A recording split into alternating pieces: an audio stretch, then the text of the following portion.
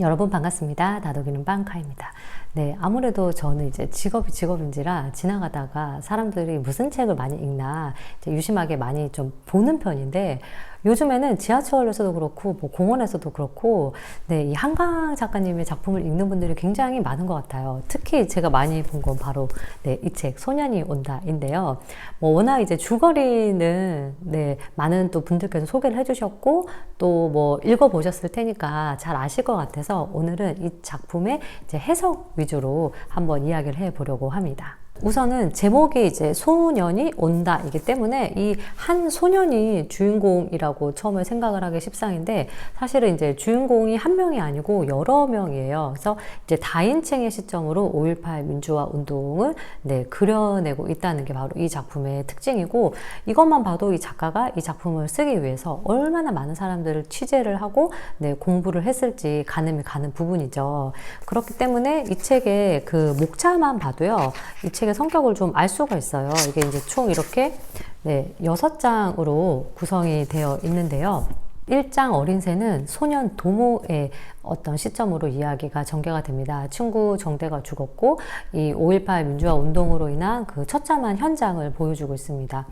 2장 검은 숨은 이 주검이 된 소년 동호를 통해서 무자비한 이 계엄군의 만행을 그려내고 있고요.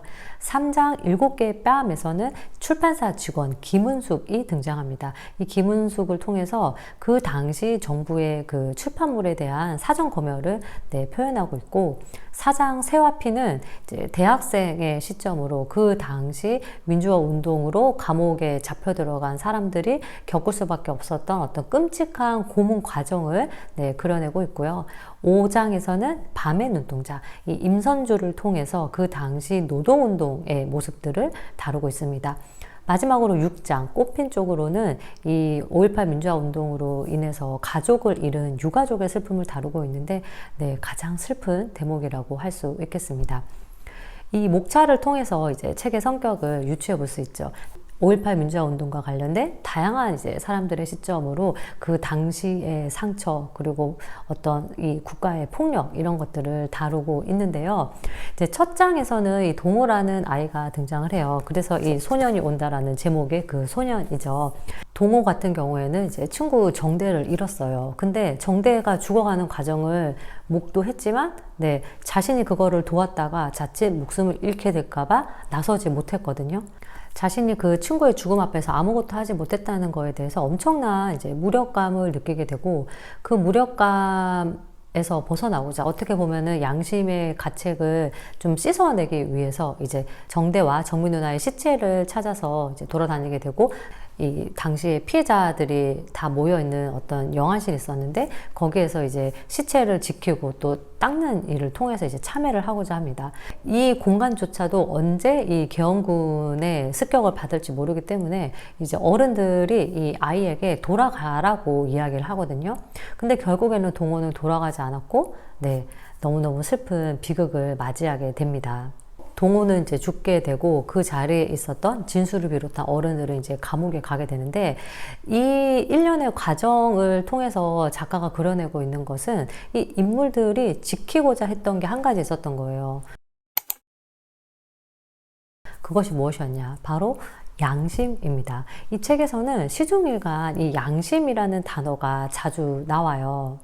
이 동호 역시도 친구의 죽음을 자기가 그냥 외면했다는 거에 대해서 양심의 가책을 느꼈고, 이 진수 같은 어른 역시도 많은 사람들이 죽었는데 자신은 살아남았다는 거에 네, 양심의 가책을 느꼈어요. 그렇다면 이 작가가 얘기하고자 했던, 표현하고자 했던 양심이 무엇이냐라고 질문해 볼 수 있을 텐데, 이 책에서는 이렇게 이야기를 하고 있어요. 자신이 완전하게 깨끗하고 선한 존재가 되었다는 느낌이 얼마나 강렬한 것인지, 양심이라는 눈부시게 깨끗한 보석이 내 이마에 들어와 박힌 것 같은 순간의 광희를, 그날 도청에 남은 어린 친구들도 아마 비슷한 경험을 했을 것입니다. 그 양심의 보석을 죽음과 맞바꿔도 좋다고 판단했을 겁니다. 그래서 이 양심을 결국에는 지키고자 했던 이 국가의 폭력에 대항하는 양심, 거대 담론이 아니더라도 내가 인간으로서 그 그 존엄하기 위해서 지켜야 할 양심 있잖아요. 그 양심을 누군가는 버렸겠죠. 그리고 또 누군가는 그 양심을 지키기 위해서 자신의 목숨을 희생한 거라고도 우리는 해석을 해볼 수가 있을 겁니다. 그 양심을 이제 버린 사람들이 자신의 권력을 지키기 위해서 계엄군을 출동시켰던 권력자들, 그리고 또 그 당시 감옥에서 이 사람들을 고문했던 고문자들, 이제 이런 사람들의 양심을 버린 사람이라 할 수 있겠고, 이 책에 등장하는 동호나 진수나 이런 사람들은 자신의 목숨과 양심을 맞바꾼 사람들이 될 수 있겠죠. 이런 이야기도 그래서 나와요. 그들의 힘만큼, 그러니까 이 시민들을 무력으로 진압하는 군인들의 힘만큼 강렬한 무엇인가가 나를 압도하고 있었다. 그게 무엇이냐? 지금 114페이지에 나오는데 양심. 그래요, 양심. 세상에서 제일 무서운 게 그겁니다. 라고 하면서 양심에 대해서 이야기를 하고 있어요. 이 수십만의 사람들과 함께 이 총구 앞에 선 날, 그 순간 이 내 안에 있는 깨끗한 무엇에 스스로 놀랐다는 거예요. 나 자신이 이렇게 깨끗할 수 있나? 떳떳할 수 있나? 정정당당할 수 있나? 왜? 나는 내 양심을 지켰기 때문이라는 것이죠. 그래서 이 책은 결국에는 자신이 지키고자 하는 신념에 대항해서 끝까지 양심적으로 행동했던 사람들의 모습을 이제 다양한 각도로 보여주고 있습니다. 우리가 단순히 어떤 위법 행위를 했을 때만 양심의 가책을 느끼는 건 아니잖아요. 우리가 사회를 살아가면서 법 외에도 도덕이랄지 규칙이랄지 여러 가지 사회의 공공선을 위해서 지켜야 할 어떤 덕목들이 있을 거예요. 그 덕목들을 내가 어떻게 지킬 것이냐에 대한 기준선이 바로 양심이겠죠. 그래서 이 작가는 이 책을 통해서 과연 내가 어떤 나만의 기준을 세워서 그 양심을 지킬 수 있느냐, 그리고 그 양심을 지킨다는 것이 얼마나 힘든 일이지만 값진 일이냐, 여기에 대한 질문을 던지고 있습니다. 우리가 역사적으로 봤을 때 양심을 지키기 위해서 노력한 사람들 때문에 이런 민주화의 사회를 누리게 됐지만, 그 양심을 지키기 위해서 목숨을 던진 사람들은 너무너무 안타깝잖아요. 그리고 그 유가족들은 여전히 힘든 싸움을 계속해서 하고 있다는 거를 또 이 책의 말미에서 보여주고 있어요. 이 5.18 민주화 운동이 끝났지만 나는 날마다 싸우고 있습니다 라는 글귀랄지, 아니면은 뭐 이런 것도 있죠. 당신들을 잃은 뒤 우리들의 시간은 저녁이 되었습니다. 우리들의 집과 거리가 저녁이 되었습니다.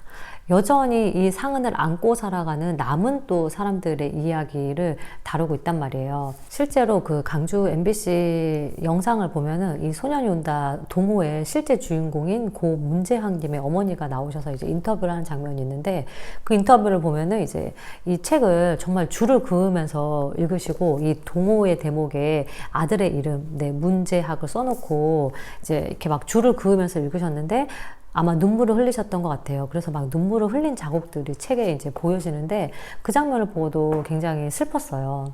근데 우리가 이제 이 작품을 보고 되게 슬프다, 잊지 말아야겠다 라고 생각하는 건 너무나 당연하겠고, 거기에서 이제 한 발자국 나아간다면 과연 양심이란 무엇이냐, 나는 어떤 내적 기준을 세우고 살아가느냐, 이 사회의 불합리에 마주하게 됐을 때 과연 나는 눈을 감을 것이냐, 아니면 행동할 수 있는 용기가 있을까?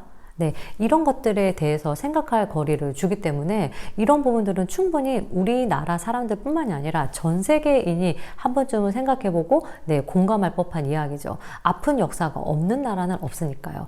어떤 권력의 희생을 당했고 또 내적 갈등으로 흔들렸고, 그런 보편적인 감정이 있단 말이에요. 사실 이런 양심을 지키면서 살아간다는 게 정말 쉽지 않아요. 쉽지 않기 때문에 또 그 양심을 지키고자 했던 그분들의 행동들이 숭고하게 느껴질 수밖에 없는 것이겠죠.